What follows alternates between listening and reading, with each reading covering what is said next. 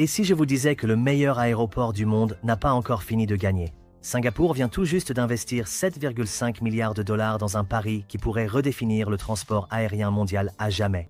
Nous sommes face à bien plus qu'une simple extension d'aéroport. Singapour est en train de réinventer ce qu'un aéroport peut être au XXIe siècle. Et s'ils ont raison, tous les autres aéroports de la planète vont soudainement sembler terriblement dépassés. Imaginez ceci, nous sommes en 2024, et alors que la plupart des aéroports cherchent encore comment gérer les voyages post-Covid, l'aéroport Changi de Singapour planifie déjà un monde où 8 milliards de personnes pourraient vouloir prendre l'avion. C'est le double du trafic aérien actuel. La plupart des gouvernements essaient de rattraper leur retard. Singapour, eux, ils jouent aux échecs pendant que les autres jouent aux dames. Singapour est une petite nation insulaire sans aucune ressource naturelle. Pas de pétrole, pas de vastes terres agricoles, pas de montagnes riches en minerais. Ce qu'ils ont, c'est l'emplacement. L'emplacement et encore l'emplacement, ainsi que la vision de transformer cela en l'aéroport le plus stratégiquement important de la planète. Le pari de 7,5 milliards de dollars de Singapour va bien au-delà de la simple gestion d'un plus grand nombre de passagers. Le véritable enjeu, c'est que Singapour cherche à se positionner comme le système nerveux central du transport aérien mondial pour les 50 prochaines années. Laissez-moi vous donner quelques chiffres qui expliquent pourquoi Singapour ne peut pas se permettre d'attendre. L'Association internationale du transport aérien prévoit que le trafic aérien en Asie-Pacifique va doubler d'ici 2040. Ne pas croître de 50%, pas d'augmentation de 80%, double. Nous parlons de 2,1 milliards de voyages de passagers supplémentaires chaque année. Et c'est là que les choses deviennent intéressantes. Singapour se trouve au cœur du marché de l'aviation qui connaît la croissance la plus rapide au monde. Tracez un cercle autour de Singapour avec un rayon de vol de 7 heures et vous aurez capturé 3,5 milliards de personnes, soit la moitié de la population mondiale. Bangkok, Kuala Lumpur, Jakarta, Manille, Mumbai, Pékin, Tokyo, elles sont toutes à portée de main. Mais Singapour n'est pas la seule à avoir cette opportunité. Dubaï vient d'ouvrir l'énorme extension de l'aéroport Al Maktoum. Hong Kong construit une troisième piste. Même des acteurs plus modestes comme la Malaisie modernisent l'aéroport international de Kuala Lumpur pour voler la vedette à Singapour. La concurrence devient féroce et Singapour en est bien consciente. Ratez cette fenêtre et ils pourraient voir des décennies de domination aérienne leur échapper au profit de concurrents moins chers et plus ambitieux. C'est pourquoi l'expansion de Changi va bien au-delà de l'ajout de portes d'embarquement et de pistes. Singapour construit quelque chose de si avancé, si intégré, si parfaitement conçu pour le voyage du futur qu'aucun concurrent ne pourra l'égaler pendant des décennies. Alors, que peut-on réellement acheter avec 7,5 milliards de dollars? Le Terminal 5 est la pièce maîtresse, et l'appeler simplement un terminal semble presque insultant. Ce bâtiment sera plus grand que 200 terrains de football. Pour vous donner une idée, on pourrait faire tenir la Singapore Flyer, le Marina Bay Sands et la moitié de Gardens by the Bay à l'intérieur de ce seul bâtiment. Mais la taille ne raconte qu'une partie de l'histoire. La véritable révolution, c'est l'intégration. Le Terminal 5 n'est pas seulement relié au métro de Singapour, il est pratiquement construit autour de celui-ci. Imaginez descendre d'un avion à Singapour et pouvoir prendre un train pour le centre-ville en moins de 20 minutes, ou pour la Malaisie en moins d'1 heure. C'est un changement radical pour les voyageurs d'affaires. Et puis il y a la piste 3, la plus longue piste d'atterrissage d'Asie du Sud-Est. Il ne s'agit pas seulement de gérer plus d'avions, mais de gérer les avions du futur. Les nouveaux Airbus A350-1000, les variantes du Boeing 777X et des appareils qui n'ont même pas encore été conçus. Mais voici l'élément qui montre comment Singapour réfléchit. Ils se préparent à accueillir des avions qui pourraient nécessiter des pistes de 15 000 pieds et transporter plus de 500 passagers. Ils construisent littéralement des infrastructures pour des avions qui n'existent pas encore. Parlons maintenant de ce qui rend ce terminal différent de tous les autres terminaux d'aéroports en forme de boîte dans lesquels vous avez déjà été coincé. Singapour appelle cela le design biophilique. En gros, ils font entrer la nature à l'intérieur. On parle de jardins intérieurs, de murs végétaux, de systèmes d'éclairage naturel qui s'ajustent tout au long de la journée, et même de cascades intérieures qui servent à la fois d'installations artistiques et de systèmes de purification de l'air. Mais il ne s'agit pas seulement d'être joli. Des études montrent que les environnements naturels réduisent le stress des passagers, améliorent la qualité de l'air et incitent même les gens à dépenser plus dans les boutiques de l'aéroport. Singapour ne construit pas seulement un bel aéroport, il crée une expérience psychologique qui garde les passagers heureux et leur portefeuille ouvert. Le génie dans tout ça? L'ensemble du terminal est modulaire. Vous vous souvenez du Covid? Vous souvenez-vous comment les aéroports ont dû être complètement restructurés du jour au lendemain? Le Terminal 5 est conçu de manière à ce que des sections entières puissent être reconfigurées, fermées ou réaffectées en quelques heures et non en quelques mois. Besoin de créer des zones d'isolement en cas de pandémie? Aucun problème. Vous souhaitez développer vos achats hors taxes pendant les périodes de pointe des voyages? Facile. Besoin de convertir les zones passagers en zones de traitement du fret pendant une crise de la chaîne d'approvisionnement? Il vous couvre. C'est là que Singapour montre qu'il ne pense pas seulement à la prochaine décennie, mais qu'il pense au prochain siècle. L'ensemble du projet Changi East sera neutre en carbone d'ici 2030. Des panneaux solaires couvrant une surface équivalente à 200 terrains de football. Des systèmes de récupération des eaux de pluie capables de fournir 30% des besoins en eau de l'aéroport. Une ventilation intelligente qui ajuste le flux d'air en fonction de la densité des passagers et des conditions météorologiques. La véritable innovation réside dans l'expérience passager.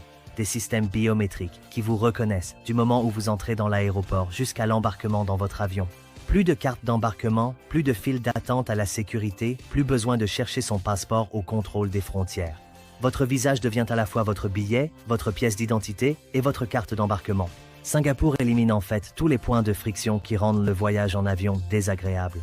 Toute la magie de l'expérience passager repose sur une infrastructure irréprochable en coulisses. La troisième piste offre bien plus que de la longueur, elle apporte de l'intelligence. Des capteurs intégrés surveillent tout, de la température de la surface aux conditions de vent, en temps réel. Les avions peuvent atterrir et décoller dans des conditions météorologiques qui forceraient à la fermeture de la plupart des autres aéroports. Le réseau souterrain raconte une histoire encore plus impressionnante. 40 km de tunnels relient les installations de fret, les hangars de maintenance, les systèmes de carburant et les terminaux passagers. Nous parlons ici d'efficacité, de sécurité et de résilience réunis dans un seul système gigantesque. En cas de menace pour la sécurité, de panne mécanique ou même de catastrophe naturelle, Singapour peut isoler, rediriger et maintenir ses opérations grâce à des systèmes dont la plupart des aéroports ne peuvent même pas rêver.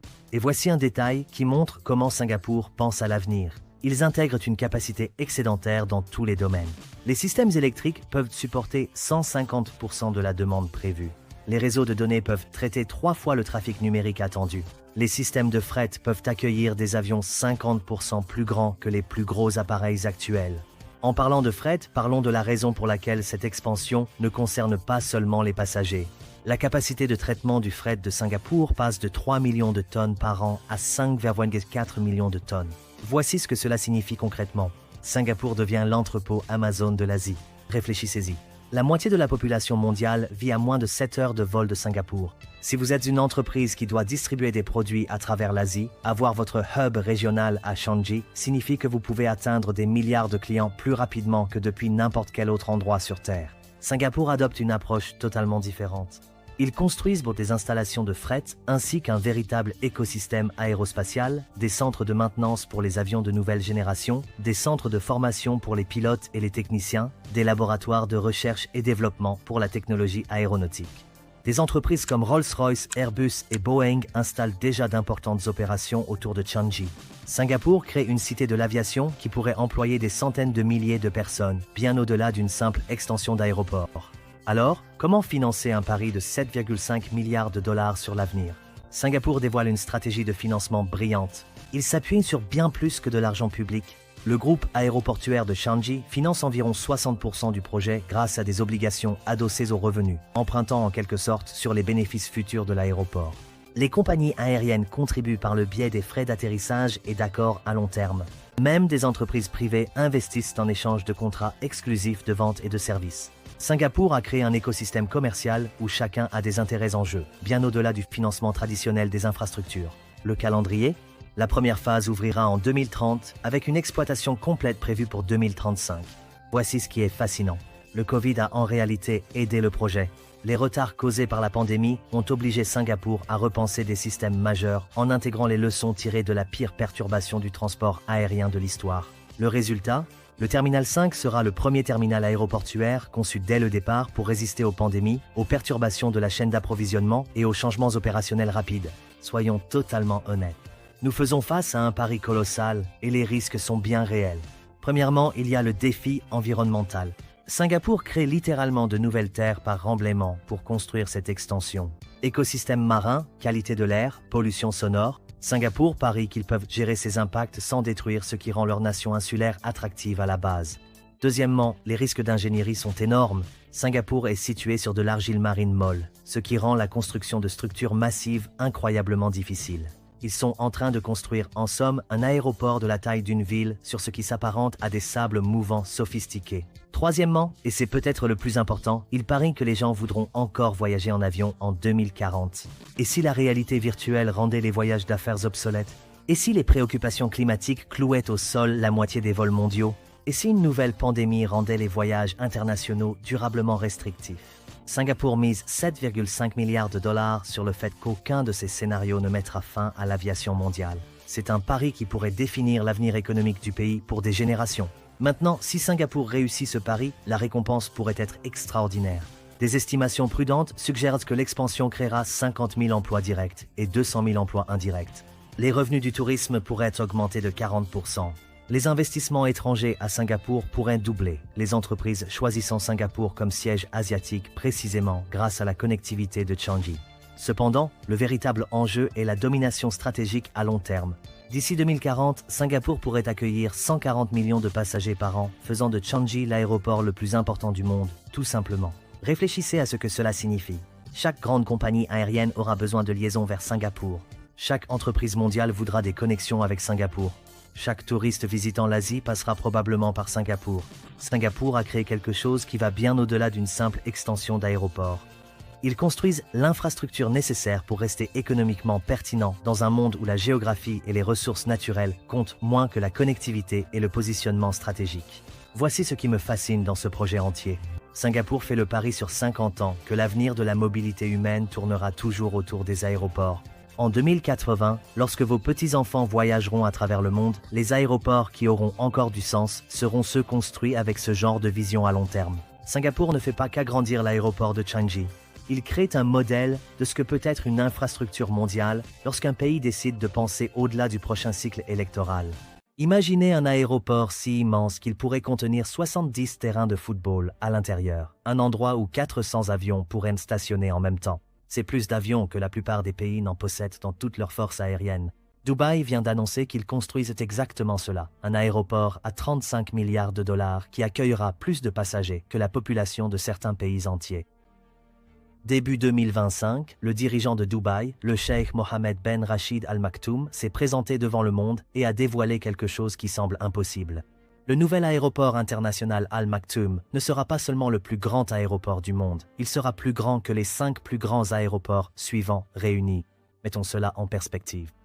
Hartsfield-Jackson à Atlanta, actuellement l'aéroport le plus fréquenté du monde, accueille environ 107 millions de passagers par an. Le nouvel aéroport de Dubaï est conçu pour accueillir 260 millions de passagers chaque année.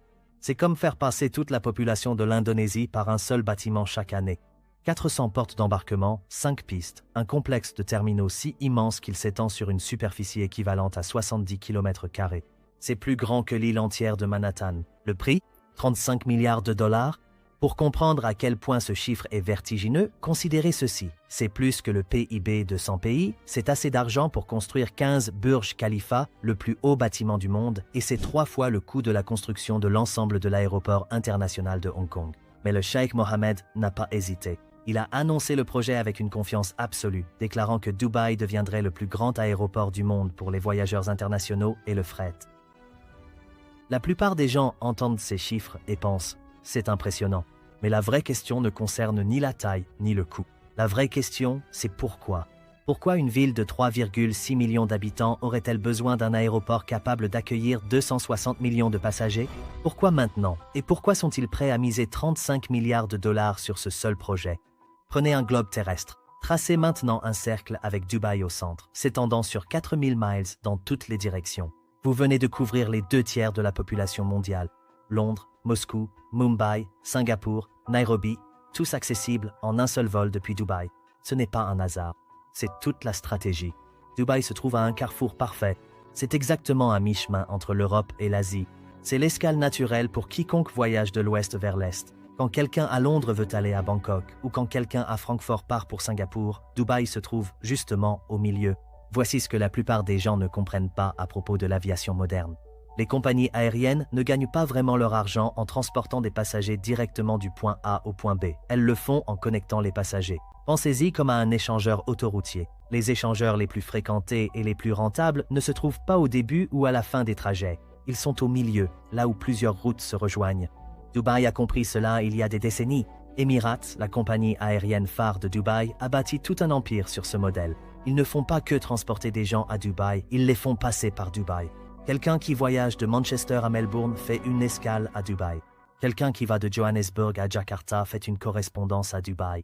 L'aéroport devient un immense hub où des passagers venant de centaines de villes convergent, se mélangent et se redistribuent vers des centaines d'autres destinations. L'aéroport international de Dubaï, leur principal aéroport actuel, accueille déjà plus de 85 millions de passagers par an, ce qui en fait l'un des aéroports les plus fréquentés au monde pour les voyageurs internationaux. Mais voici le problème, il est complètement saturé. Les terminaux sont bondés. Les pistes fonctionnent à pleine capacité. Il n'y a littéralement plus de place pour se développer et la croissance est essentielle dans le modèle de Dubaï. Mais il y a un autre facteur qui rend cette urgence encore plus pressante, la concurrence. L'Arabie saoudite vient d'annoncer qu'elle investit 100 milliards de dollars dans son propre secteur aérien. Ils construisent un nouvel aéroport gigantesque à Riyad, conçu pour accueillir 185 millions de passagers. Le Qatar continue d'agrandir l'aéroport international Hamad. Abu Dhabi, littéralement à côté de Dubaï, modernise aussi ses installations. Et Istanbul s'est positionné de manière agressive comme le pont entre l'Europe et l'Asie, avec ses propres ambitions de méga-hub. La région entre dans une véritable course à l'armement aéroportuaire, et Dubaï sait que dans cette course, si l'on ne grandit pas, on meurt. Voici quelque chose qui surprend la plupart des gens. Les aéroports ne tirent pas la majorité de leurs revenus des compagnies aériennes. En réalité, les frais que paient les compagnies aériennes pour l'atterrissage, le stationnement et l'utilisation des portes couvrent à peine les coûts d'exploitation des aéroports. Alors, d'où vient l'argent réel de tout le reste? Promenez-vous aujourd'hui dans l'aéroport international de Dubaï et vous remarquerez quelque chose. On a moins l'impression d'être dans un aéroport que dans un centre commercial de luxe qui aurait des avions. Boutiques Rolex, magasins Hermès, des sections entières dédiées à l'électronique haut de gamme, aux parfums et à l'or. C'est intentionnel. Les aéroports de Dubaï génèrent plus de revenus par passager grâce au commerce de détail que presque n'importe quel autre aéroport au monde. Lorsque vous avez des millions de personnes avec des heures à tuer avant leur vol de correspondance, dont beaucoup sont des voyageurs internationaux aisés, vous disposez d'un public captif, carte de crédit en main. L'aéroport actuel génère plus d'1 milliard de dollars par an rien qu'avec les boutiques hors taxes. Les autorités de Dubaï estiment que le nouvel aéroport, avec une capacité de passagers 3 fois supérieure, pourrait générer entre 3 et 4 milliards de dollars par an rien qu'avec le commerce de détail, bien que ces projections dépendent de la configuration finale et des flux réels de passagers. Mais l'économie va encore plus loin. Les aéroports n'existent pas en vase clos. Ils créent de la valeur pour tout ce qui les entoure. Des hôtels surgissent à proximité, des parcs d'affaires émergent, des entreprises de logistique installent des centres de distribution. Des zones économiques entières se développent autour des grands pôles aéroportuaires. Dubaï connaît parfaitement cette stratégie. Regardez ce qui s'est passé autour de l'aéroport international de Dubaï. La zone s'est transformée en un immense quartier d'affaires et résidentiel valant des dizaines de milliards de dollars. L'aéroport international Al Maktoum se trouve au sud de Dubaï, dans un quartier spécialement planifié pour devenir une aéroville, une véritable ville construite autour de l'aéroport.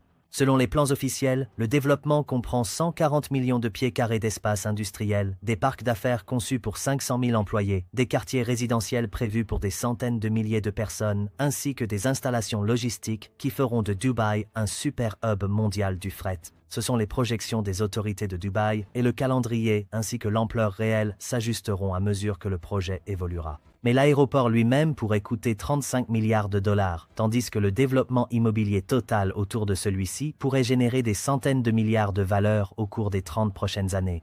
Il y a un autre aspect que la plupart des gens négligent, le fret. Alors que tout le monde se concentre sur les passagers, Dubaï positionne également cet aéroport pour qu'il devienne l'un des 3 plus grands hubs de fret au monde. Pourquoi est-ce important? Parce que le marché mondial du fret aérien est en pleine explosion. Le commerce en ligne signifie que plus de produits que jamais voyagent par avion à travers les continents. Les entreprises doivent acheminer rapidement des marchandises des usines d'Asie vers les clients en Europe, en Amérique et en Afrique. Dubaï, situé au centre géographique de ces routes commerciales, peut devenir le centre de tri du commerce mondial. Le nouvel aéroport aura une capacité de 12 millions de tonnes de fret par an. Au taux actuel, cela représente plus de 50 milliards de dollars de marchandises transitant par Dubaï chaque année. Mais parlons de ce qui pourrait mal tourner.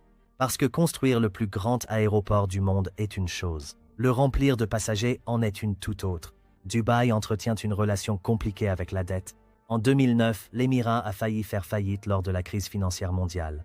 Le gouvernement avait beaucoup emprunté pour financer ces gigantesques projets de construction, et lorsque l'économie s'est effondrée, Dubaï n'a pas pu payer ses factures. Abu Dhabi a dû intervenir avec un plan de sauvetage de 20 milliards de dollars. Aujourd'hui, Dubaï se lance dans un autre projet colossal. Bien que le gouvernement n'ait pas précisé comment ce projet serait financé, les infrastructures de cette ampleur impliquent généralement un endettement important. La question est donc de savoir si Dubaï pourra générer suffisamment de revenus pour rembourser cette dette. Même si l'aéroport atteint son objectif de 260 millions de passagers, ce qui n'arrivera probablement pas avant 15 à 20 ans, et même s'il génère d'importants revenus commerciaux et de fret, le retour sur un investissement de 35 milliards de dollars prendra des décennies. Il y a ensuite un enjeu plus vaste, le changement climatique et l'avenir de l'aviation. Le monde se concentre de plus en plus sur la réduction des émissions de carbone. Prendre l'avion est l'une des activités les plus émettrices de carbone qu'un individu puisse faire. Plusieurs pays européens limitent déjà les vols court-courriers. La pression s'accentue pour instaurer des taxes carbone sur l'aviation. Dubaï affirme que le nouvel aéroport intégrera des systèmes d'énergie verte et obtiendra la certification LEED Or pour ses conceptions. Ils évoquent l'énergie solaire, des systèmes de refroidissement efficaces et des pratiques de construction durable. Mais le défi fondamental demeure, un aéroport conçu pour accueillir 260 millions de passagers par an signifie des centaines de millions de tonnes d'émissions de carbone provenant des opérations aériennes. L'impact environnemental à long terme d'un pôle aérien aussi massif fait encore l'objet de vifs débats. Toute la stratégie de Dubaï part du principe que le trafic aérien mondial continuera de croître de façon spectaculaire. Mais si ce n'était pas le cas, et si la croissance du trafic aérien était freinée par des réglementations environnementales, le coût du carbone ou l'évolution des attitudes des consommateurs? Un aéroport à 35 milliards de dollars conçu pour 260 millions de passagers devient un problème très coûteux si seulement 150 millions de personnes s'y présentent. Il y a aussi la technologie à prendre en compte. La réalité virtuelle s'améliore. La visioconférence s'est considérablement perfectionnée pendant la pandémie. Certains voyages d'affaires, qui représentaient historiquement une source de revenus majeure pour les compagnies aériennes, pourraient ne jamais retrouver leur niveau d'avant la pandémie. Et à plus long terme, que se passerait-il si des technologies comme les réseaux ferroviaires à grande vitesse en Asie, ou même des idées plus spéculatives comme les systèmes Hyperloop, commençaient à remplacer certains vols régionaux? Vous vous souvenez de ces concurrents que nous avons mentionnés? Ils ne vont pas disparaître.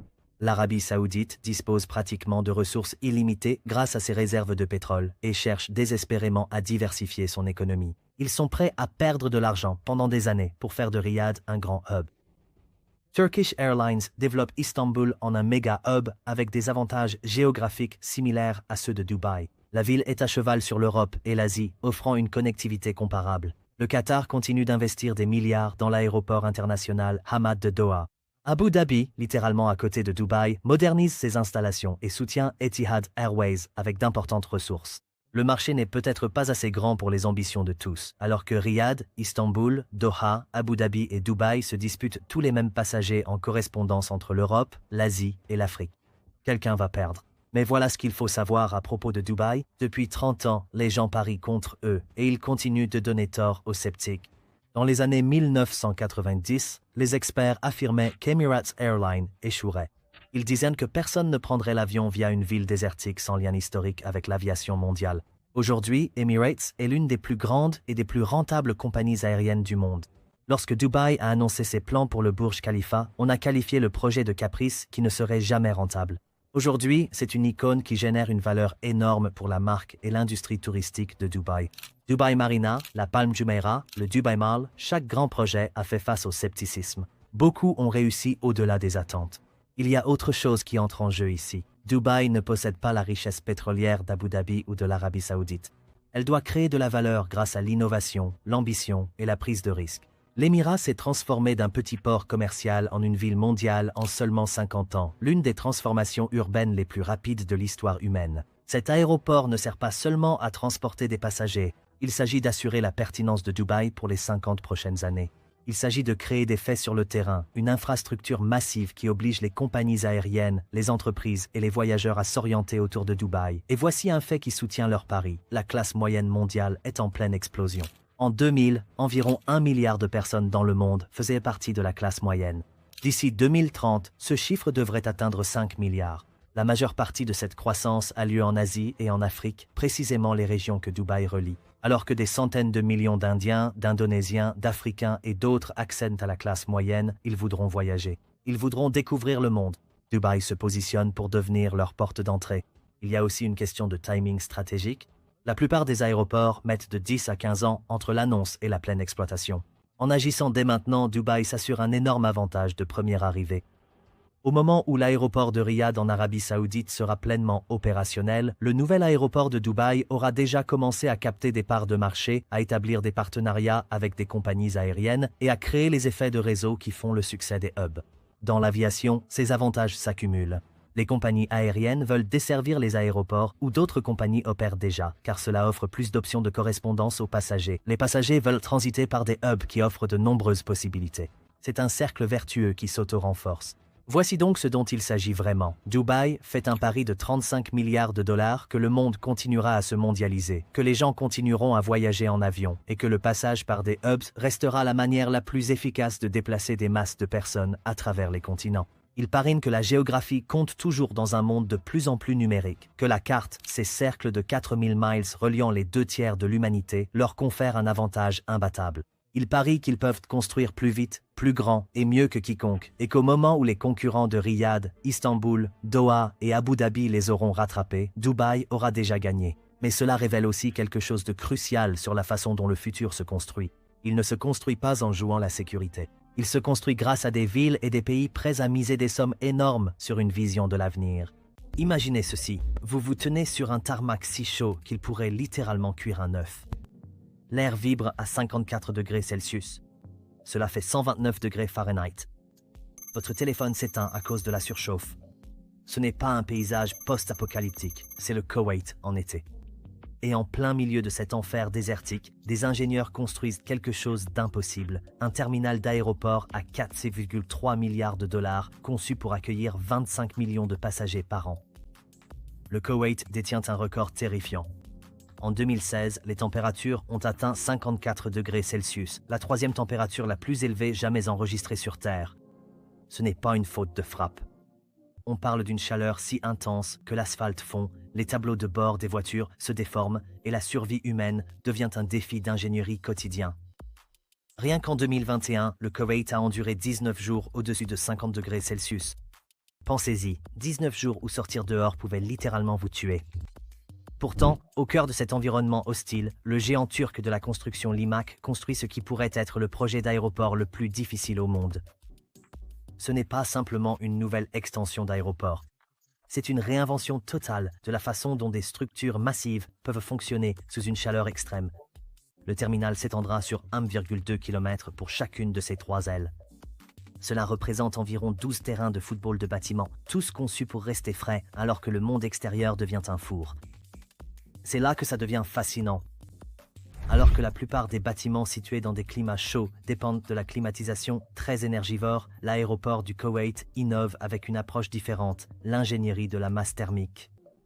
L'ensemble de la structure utilise plus d'1 million de mètres cubes de béton, soit de quoi remplir 400 piscines olympiques. Chacun des 804 éléments préfabriqués en béton pèse entre 200 et 360 tonnes. Ces composants massifs ne sont pas seulement structurels, ce sont des systèmes de contrôle climatique déguisés en architecture. Pendant les journées éprouvantes du Koweït, le béton absorbe la chaleur lentement, restant plus frais que l'air extérieur. La nuit, lorsque les températures baissent, il libère progressivement cette chaleur emmagasinée, créant ainsi un tampon thermique naturel. Le processus d'installation lui-même est une prouesse d'ingénierie. 9 grues sur chenilles, d'une capacité de levage allant de 600 à 1600 tonnes, travaillent jour et nuit. Dans un pays où la construction en journée est interdite pendant les mois d'été pour la sécurité des ouvriers, l'ensemble du projet fonctionne selon un planning nocturne minutieusement orchestré. Foster Plus Partners, les architectes à l'origine du siège d'Apple, ont conçu quelque chose d'inédit pour la zone de récupération des bagages, des cascades de refroidissement. Imaginez traverser un aéroport où des chutes d'eau créent des microclimats à l'intérieur du bâtiment. Ce ne sont pas des éléments décoratifs. Ce sont des systèmes de refroidissement sophistiqués qui utilisent l'évaporation pour abaisser la température locale jusqu'à 10 degrés Celsius. Les installations aquatiques remplissent plusieurs fonctions. Elles augmentent l'humidité dans l'air sec du désert, rendant l'espace plus confortable pour les voies respiratoires humaines. Elles créent des ions négatifs qui améliorent la qualité de l'air et, surtout, elles procurent un soulagement psychologique. Le son et la vue de l'eau qui coule trompent votre cerveau en lui donnant une sensation de fraîcheur. Au-dessus de votre tête s'étend ce qui pourrait être le toit d'aéroport le plus sophistiqué au monde. Ce n'est pas simplement une couverture. C'est un système de collecte solaire et de déviation de la chaleur de 300 000 mètres carrés. 8000 puits de lumière sont positionnés stratégiquement pour filtrer la lumière du jour tout en bloquant le rayonnement solaire direct. Les panneaux photovoltaïques qui recouvrent le toit produisent assez d'électricité pour alimenter une petite ville. Mais voici la partie géniale. Ils ne font pas que produire de l'électricité, ils créent aussi de l'ombre. Les panneaux bloquent les rayons les plus intenses du soleil tout en les convertissant en électricité, créant ainsi un double avantage révolutionnaire pour la conception en climat chaud. La forme même du toit s'inspire des bateaux à voile traditionnels d'Aou du Koweït. Ces lignes courbes et fluides ne sont pas seulement esthétiques, elles sont aussi aérodynamiques. Elles sont conçues pour canaliser les vents chauds du désert au-dessus du bâtiment, créant ainsi un effet de refroidissement naturel qui réduit la charge sur les systèmes mécaniques. Chaque aspect de ce terminal est conçu autour d'un principe fondamental: maintenir les humains en vie et à l'aise sous une chaleur mortelle. L'atrium central s'élève à 25 mètres de haut. C'est l'équivalent d'un immeuble de 8 étages, créant un effet de cheminée naturelle qui aspire l'air chaud vers le haut et l'évacue. Le design en trèfle du terminal n'est pas le fruit du hasard. Ces 3 ailes symétriques créent plusieurs microclimats à l'intérieur du bâtiment. Chaque aile peut être climatisée de façon indépendante, permettant à différentes zones de s'adapter aux variations du flux de passagers et aux conditions extérieures. Les distances à parcourir à pied sont minimisées car chaque pas supplémentaire sous une chaleur extrême devient une question de survie. La marche la plus longue depuis le centre du terminal jusqu'à n'importe quelle porte d'embarquement ne doit pas dépasser 8 minutes, ce qui est crucial lorsque les températures extérieures peuvent provoquer un coup de chaleur en quelques minutes. Sous le terminal se cache un monde invisible, le système de gestion des bagages le plus avancé au monde, conçu pour résister à la chaleur extrême. 6 km de tapis roulants fonctionnent dans des tunnels climatisés. Le système peut traiter 2930 bagages par heure. Mais voici l'élément crucial. Il le fait tout en maintenant des températures qui n'endommagent pas l'électronique et ne font pas fondre les composants en plastique des bagages.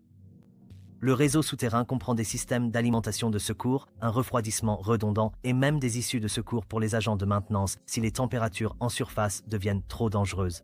C'est en fait une ville souterraine conçue pour permettre à l'aéroport de fonctionner même lorsque la surface devient inhabitable. Construire cet aéroport a nécessité de résoudre des problèmes qui n'existent nulle part ailleurs sur Terre. Le béton doit être coulé dans la courte fenêtre, comprise entre minuit et l'aube. Pendant les mois d'été, il est littéralement impossible de construire pendant la journée. Les ouvriers mourraient d'une exposition à la chaleur. L'équipe de construction fonctionne comme une unité militaire. Les équipes de nuit commencent à 22h lorsque la température descend à un niveau gérable de 40 degrés Celsius. À 6h, au lever du soleil, tous les travaux extérieurs s'arrêtent. Les outils sont rangés dans des conteneurs climatisés car le matériel en métal laissé au soleil devient trop chaud pour être manipulé. Le stockage des matériaux est un défi en soi. Les barres d'armature en acier se dilatent et se contractent de façon si spectaculaire lors des variations de température que des joints spéciaux ont dû être conçus pour absorber ces mouvements. Les camions malaxeurs à béton nécessitent une isolation spéciale pour éviter que le béton ne prenne avant d'arriver sur le site de coulage. Voici l'ironie qui défie l'entendement. Cet aéroport, construit dans l'un des endroits les plus chauds du monde, vise la certification LEED Or, la norme environnementale la plus élevée pour les bâtiments. Il est conçu pour être le premier terminal passager au monde à atteindre ce niveau d'accréditation environnementale. La consommation d'énergie est soigneusement équilibrée. Bien que les systèmes de refroidissement nécessitent une puissance énorme, les panneaux solaires et les éléments de conception efficaces visent à rendre le bâtiment quasiment neutre en énergie.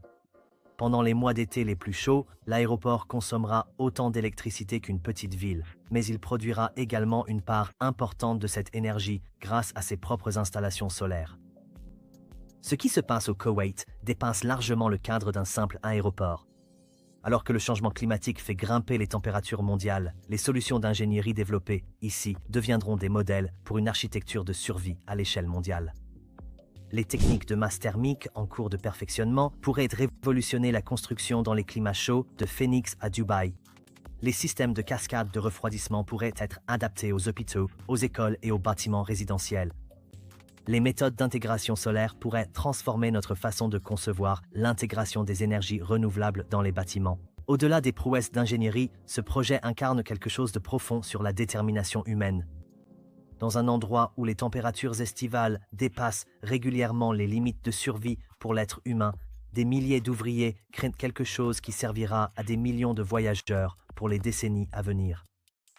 La main-d'œuvre du chantier travaille dans des conditions qui seraient considérées comme de la torture dans la plupart des régions du monde, et pourtant, ils ne font pas que survivre, ils écrivent l'histoire de l'architecture. Le projet nécessite des équipements de protection spécialisés, des combinaisons de refroidissement et une surveillance médicale qui semble tout droit sortie d'un programme spatial. Le calendrier initial prévoyait une finalisation pour 2022, mais construire sous une chaleur extrême implique que les retards sont inévitables. Les pannes d'équipement dues au stress thermique, les horaires de travail limités et le défi physique que représente le travail dans de telles conditions ont repoussé l'achèvement à 2024 et au-delà. Chaque jour de retard coûte des millions, mais se précipiter dans ces conditions n'est pas seulement coûteux, c'est mortel. Les chefs de projet ont dû repenser entièrement la planification des travaux, les protocoles de sécurité des ouvriers et les mesures de contrôle qualité. La gestion traditionnelle de chantier ne fonctionne pas quand votre site de construction devient régulièrement invivable. Cet aéroport est une déclaration d'ambition nationale. Le Koweït se positionne comme un acteur majeur de l'aviation mondiale, en concurrence directe avec Dubaï et le Qatar pour la domination du transport aérien au Moyen-Orient. L'investissement de 4,3 milliards de dollars représente l'un des plus grands projets d'infrastructure de l'histoire du Koweït. C'est un pari que le pays peut surmonter ses défis géographiques et devenir un important carrefour de transit reliant l'Asie, l'Europe et l'Afrique. Le succès ou l'échec de l'aéroport aura des répercussions bien au-delà des frontières du Koweït. L'aéroport intègre la modélisation des informations du bâtiment à une échelle jamais tentée auparavant. L'ensemble de la structure existe sous forme de jumeaux numériques, permettant aux ingénieurs de simuler tout, du stress structurel à la performance thermique, avant même qu'un seul bloc de béton ne soit coulé. Des systèmes intelligents surveillent tout, de la qualité de l'air au mouvement structurel. Des capteurs dans tout le bâtiment fournissent un retour d'informations en temps réel sur la façon dont la structure réagit aux températures extrêmes, générant des données qui serviront à orienter les futurs projets de construction dans les climats chauds du monde. Au large des côtes de la Chine, des ingénieurs réalisent quelque chose qui semble impossible. Ils construisent une île de toutes pièces au beau milieu de l'océan. Et pas n'importe quelle île, une île assez grande pour accueillir l'un des plus grands aéroports du monde. Une fois terminée, elle couvrira l'équivalent de 2800 terrains de football et transportera chaque année plus de personnes qu'une ville entière. Voici l'aéroport international de la baie de Jinju à Dalian, et la raison de son existence pourrait bien vous surprendre. Laissez-moi vous décrire ce qui se passe en ce moment à Dalian. Il y a 3 ans, au large de la côte nord-est de la Chine, il n'y avait rien d'autre que la mer à perte de vue. Aujourd'hui, une masse terrestre de la taille de Manhattan émerge de l'eau. 20 km² de nouvelles terres, entièrement construites à partir du fond de l'océan. C'est l'équivalent de 3500 terrains de football ou d'une ville entière aplatie, puis reconstruite sur l'eau. Et la Chine n'a pas découvert cette terre. Ils l'ont créée.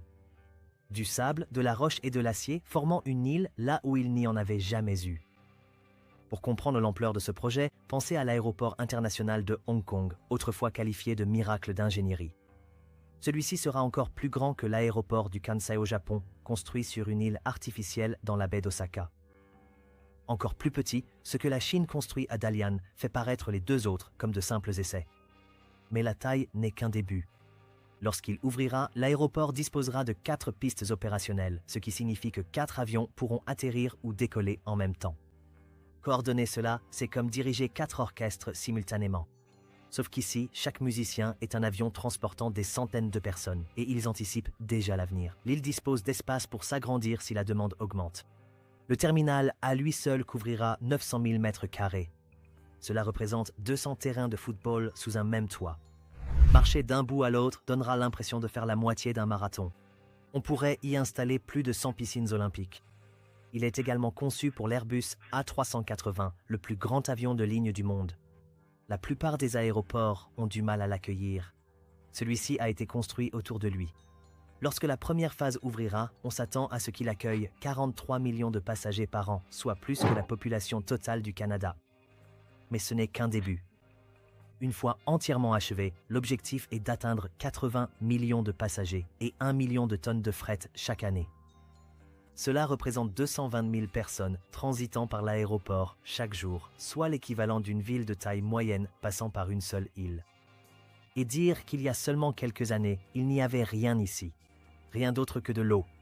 Alors voici la question qui devrait vous stupéfier en ce moment. Comment construit-on réellement une île dans l'océan? On ne peut pas simplement verser du béton dans l'eau et s'arrêter là.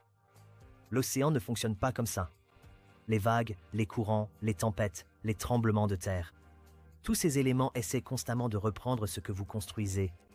Ce que fait la Chine s'appelle la poldérisation. Mais c'est un terme poli pour désigner un processus d'ingénierie absolument brutal.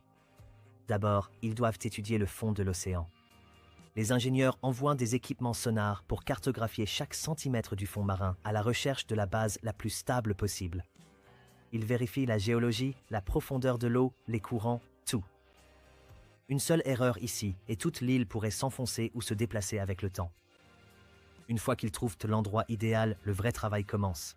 D'énormes navires de dragage interviennent. Ce ne sont pas des bateaux ordinaires. Pensez à eux comme à d'immenses aspirateurs flottant de la taille d'immeubles de bureaux. Ils aspirent des millions de tonnes de sable et des sédiments provenant de parties plus profondes du fond marin. Vient ensuite le processus de remblayage. Ce sable et ces sédiments sont pompés à travers d'énormes tuyaux et déposés à des endroits précis. Couche par couche, ils élèvent littéralement le fond de l'océan jusqu'à ce qu'il émerge à la surface. Mais on ne peut pas simplement empiler du sable et appeler ça de la terre. L'eau l'emporterait en quelques semaines. Ils construisent donc d'immenses digues tout autour en utilisant d'énormes rochers et des blocs de béton. Certains de ces blocs pèsent autant qu'une voiture. Ils sont déposés à leur place pour former une barrière capable de résister aux typhons et aux vagues de tempête. Ensuite, ils compactent le terrain. Des engins lourds passent dessus des milliers de fois, l'écrasant, le rendant suffisamment stable pour supporter le poids des pistes, des terminaux et, à terme, de millions de personnes. Les défis d'ingénierie sont vertigineux. Dalian se trouve dans une région qui connaît des hivers rigoureux.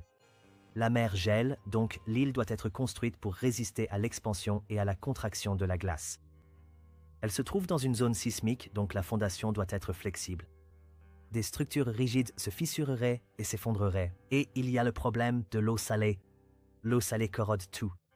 L'acier, le béton, l'électronique. Tout se dégrade plus vite près de l'océan. Chaque matériau utilisé doit être spécialement traité ou conçu pour résister à la corrosion pendant des décennies. La Chine perfectionne cette technologie depuis des années. Ils ont construit des îles artificielles en mer de Chine méridionale, étendu leur littoral dans plusieurs villes et construit plusieurs aéroports en mer.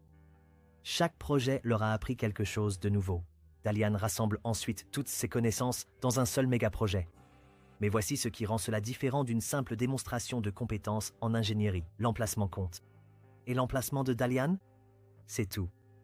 Prenez une carte et regardez attentivement Dalian. Elle se trouve à l'extrémité de la péninsule du Liaodong, s'avançant dans la mer Jaune. À l'est se trouve la Corée du Sud. Au nord-est, le Japon. Et au nord, l'extrême orient russe. Dalian est un point pivot stratégique entre trois des plus grandes économies du monde. L'Asie du Nord-Est est l'une des zones économiques les plus puissantes de la planète. À quelques centaines de kilomètres à la ronde, on trouve la Chine, le Japon et la Corée du Sud, ainsi que le port russe de Vladivostok, formant un dense cluster de commerce, d'industrie et d'innovation. Mais la Chine a rencontré ici un problème, la connectivité. La plupart de ses portes d'entrée mondiale se trouvent bien plus au sud. Pendant ce temps, le nord-est, autrefois cœur industriel de la Chine, a été laissé pour compte. Cette région a construit les usines, aciéries et chantiers navals du pays. Mais à mesure que la Chine s'est tournée vers la technologie et les services, de nombreuses villes ont décliné et les jeunes sont partis. Les investissements ont suivi. Dalian a fait exception. Son port en eau profonde lui assure la prospérité, mais ses infrastructures l'ont freiné. L'aéroport actuel est trop petit, trop vieux et ne peut pas gérer le trafic nécessaire pour faire de Dalian un véritable hub régional. Alors la Chine s'est posé une question simple. Et si Dalian devenait la porte d'entrée aérienne de toute l'Asie du Nord-Est? Réfléchissez à cela. Aujourd'hui, les vols Entre le nord-est de la Chine, la Corée du Sud, le Japon et la Russie passent souvent par Pékin, Séoul ou Tokyo, ce qui ajoute du temps, des coûts et de la complexité. Mais un nouvel aéroport géant, spécialement conçu à Dalian, pourrait tout changer. Des liaisons directes, des voyages plus rapides, des prix plus bas, plus d'affaires, plus de tourisme, plus d'échanges. Et pour la Chine, ce n'est pas seulement une question de commodité, c'est une question de stratégie. Pékin veut tisser l'Asie du Nord-Est en un seul réseau économique avec elle-même en son centre. Pour cela, il lui faut des infrastructures qui rendent la Chine indispensable à ses voisins. C'est de cela qu'il s'agit vraiment dans ce projet. Il ne s'agit pas seulement de construire des pistes sur des terres gagnées sur la mer. Il s'agit de revendiquer une place sur la carte régionale qu'on ne peut pas ignorer. Au XXIe siècle, on ne gagne pas la partie de la géographie en possédant la terre. On la gagne en construisant les connexions, les ports, les chemins de fer et les aéroports qui donnent de l'importance à votre emplacement. Parlons maintenant de la partie dont tout le monde chuchote, mais que peu de gens expliquent clairement. Combien cela coûte-t-il réellement et pourquoi la Chine est-elle prête à dépenser autant? Construire une île artificielle dans l'océan et y installer un méga aéroport n'est pas bon marché. Les estimations pour des projets de ce type varient généralement entre 10 et 15 milliards de dollars pour la construction initiale. Mais l'investissement total, incluant les raccordements aux infrastructures, les installations de soutien et le développement à long terme, pourrait facilement dépasser les 40 milliards de dollars au cours de la prochaine décennie. Ce n'est pas une faute de frappe. 40 milliards de dollars. Pour mettre cela en perspective, c'est plus que le PIB de pays entiers comme l'Islande ou la Jamaïque. C'est une somme suffisante pour construire 40 grands hôpitaux ou financer le budget annuel d'un petit pays. Alors pourquoi la Chine ferait-elle cela? La réponse simple, parce qu'ils peuvent voir 20 ans à l'avance. Et ce qu'ils voient en vaut la peine. Voici comment la Chine conçoit les infrastructures. En Occident, en particulier aux États-Unis, les projets d'infrastructures sont analysés à travers des calculs immédiats de coûts et de bénéfices. Combien cela va-t-il coûter? À quelle vitesse verrons-nous des retours? Quelle est la marge bénéficiaire? La Chine ne pense pas de cette façon. Elle raisonne en termes de positionnement stratégique et d'effets de réseau à long terme. Un aéroport n'est pas seulement un bâtiment où les avions atterrissent. C'est un catalyseur. Il crée des emplois. D'abord des emplois dans la construction, puis des postes permanents pour des dizaines de milliers de personnes qui font fonctionner l'aéroport. Compagnies aériennes, opérations de fret, hôtels, restaurants. Chacun de ces travailleurs dépense de l'argent dans l'économie locale. Cela attire des investissements. Les entreprises veulent s'implanter près des grands aéroports, des installations de fabrication, des centres logistiques, des parcs technologiques. Ils se regroupent tous autour des infrastructures aéronautiques. Parce que cela facilite le déplacement des biens et des personnes, cela fait grimper la valeur des propriétés. Les terrains autour des nouveaux aéroports prennent généralement beaucoup de valeur. Le gouvernement chinois, qui contrôle une grande partie des terres, peut capter cette plus-value. Et puis il y a l'aspect du fret. 1 million de tonnes de fret par an, ce n'est pas seulement des boîtes qui circulent. Le fait que Dalian devienne un centre logistique pour toute la région signifie que des produits électroniques de grande valeur venant du Japon, des pièces automobiles de Corée, des ressources de Russie, des produits finis de Chine, transitent tous par un point centralisé. Contrôler la logistique, contrôler le commerce, contrôler le commerce, contrôler les relations économiques. Il y a aussi un élément de fierté nationale qui est difficile à quantifier, mais impossible à ignorer. La Chine construit des projets comme celui-ci en partie parce qu'elle en a les moyens et en partie parce que cela envoie un message. Nous ne faisons plus que rattraper l'Occident. Nous le dépassons. Mais voici la question qui dérange. Et si cela ne fonctionnait pas? L'histoire est jonchée de méga-projets qui ont échoué. Des aéroports qui n'ont jamais atteint leur capacité. Des îles qui se sont érodées. Des milliards dépensés dans des infrastructures qui se sont retrouvées sous-utilisées. La Chine elle-même en a des exemples. Des villes fantômes en Mongolie intérieure, des lignes de train à grande vitesse qui circulent presque à vide, d'immenses ponts reliant des endroits où peu de gens voyagent réellement. Cet aéroport pourrait-il devenir un nouvel éléphant blanc? Pourrait-il rester là, beau et moderne, avec des pistes résonnant du vide? C'est possible. Mais voici pourquoi la Chine parie que cela n'arrivera pas. La Chine a tiré des leçons de ses erreurs et elle applique ses enseignements à Dalian. D'abord, ils construisent cela en plusieurs phases. La première phase est en fait prévue pour ouvrir aux alentours de 2026. C'est pour très bientôt. L'achèvement complet avec toutes les installations opérationnelles est prévu pour 2035. L'aéroport n'ouvrirait pas soudainement avec une capacité de 80 millions de passagers. La première phase vise 43 millions. C'est ambitieux mais réalisable, selon les tendances actuelles des déplacements régionaux et les projections de croissance. Maintenant, voici un rappel à la réalité. Les projets de poldérisation en Chine ont déjà connu des retards par le passé. Le calendrier de construction a déjà été repoussé par rapport aux estimations initiales. Construire une île dans l'océan ne suit pas des plannings précis. La météo, les défis d'ingénierie et les complications imprévues surviennent. Donc, même si 2026 est l'objectif pour le début des opérations, les retards font partie du jeu pour des projets aussi complexes. Si la demande augmente, ils agrandissent. Si ce n'est pas le cas, ils mettent en pause. C'est en fait une planification intelligente. Deuxièmement, ils relient cet aéroport à tout le reste. Des liaisons ferroviaires à grande vitesse sont déjà en préparation. Les autoroutes sont en cours d'élargissement. Le port est en train d'être modernisé. Ils ne construisent pas un méga-projet isolé. Ils construisent un réseau de transport avec l'aéroport comme pièce maîtresse. Troisièmement, le timing compte. Le trafic aérien en Asie a connu une croissance plus rapide que presque partout ailleurs dans le monde. Oui, il y a eu des perturbations, mais la tendance à long terme est claire. De plus en plus de personnes prennent l'avion, de plus en plus de marchandises sont transportées par voie aérienne et les infrastructures doivent suivre le rythme. D'ici l'achèvement complet dans les années 2030, la classe moyenne chinoise comptera des centaines de millions de personnes de plus qu'aujourd'hui. Plus de revenus disponibles signifie plus de voyages, plus d'entreprises signifie plus de marchandises. La demande, de ce point de vue, semble solide. Quatrièmement, et c'est crucial, la Chine a la volonté politique et la capacité financière de faire aboutir ce projet, même s'il n'est pas immédiatement rentable. Ils peuvent fonctionner à perte pendant des années si nécessaire, en subventionnant les opérations jusqu'à ce que l'aéroport atteigne une masse critique. Les démocraties occidentales ne peuvent souvent pas se le permettre, car les électeurs et les investisseurs s'impatientent. La Chine n'a pas cette contrainte. Et enfin, il y a l'aspect géopolitique. Si les tensions dans la région venaient à s'apaiser, si les barrières commerciales tombaient, si les relations politiques s'amélioraient, la position géographique de Dalian deviendrait encore plus précieuse. Un aéroport conçu pour l'intégration régionale est un pari sur la paix et la coopération.